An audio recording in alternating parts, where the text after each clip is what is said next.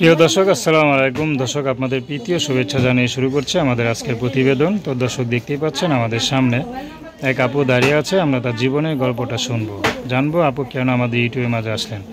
আপু দেখতে কিন্তু মাশাআল্লাহ বেশ সুন্দরী। তো তারপরে কেন আসলেন, কোনো সহযোগিতার জন্য নাকি বিয়ে শাদীর জন্য, সেটাই জানবো। আপু আসসালামু আলাইকুম, কেমন আছেন? আপনার নাম কি? ঝুমকা, মাশাআল্লাহ খুব সুন্দর নাম। নাকি জুনুফা? আচ্ছা, আমি ভাবছি মনে হয় ঝুমকা।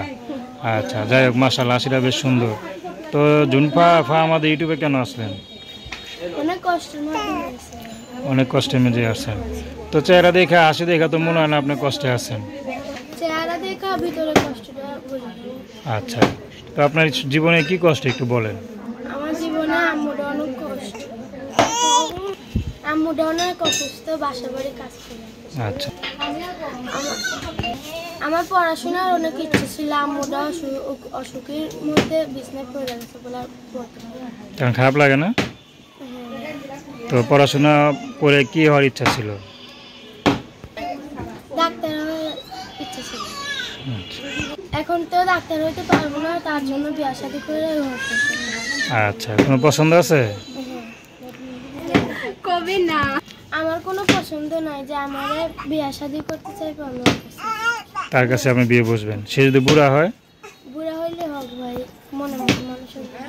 আচ্ছা, যে আপনাকে আদর ভালোবাসা দিবে, সুখে রাখবে, তাকে বিয়ে করবে নাকি? আচ্ছা, তখন আপনি বাসা বেঁধে কাজ করেন, কষ্ট হয় না? ভাই হইলে কি করবো? আপনার মা ছাড়া কেউ নাই? বাবা নাই? আচ্ছা, তো নাম কি বললেন? তো দর্শক, আপনারা জুনুফা আপুর কথা শুনলেন। তার নাম্বারটা 01833907988। আমি নাম্বারটা আবার বলছি, 01833907988। তো দর্শক, প্রেম ভালোবাসা, সাহায্য সহযোগিতা, বিয়ে শাদী করা একান্ত আপনাদের ব্যক্তিগত ব্যাপার। তো আসুন আমরা 5 ওয়াক্ত নামাজ পড়ি, সর্বদা দেশের সেবা করি। আসসালামু আলাইকুম।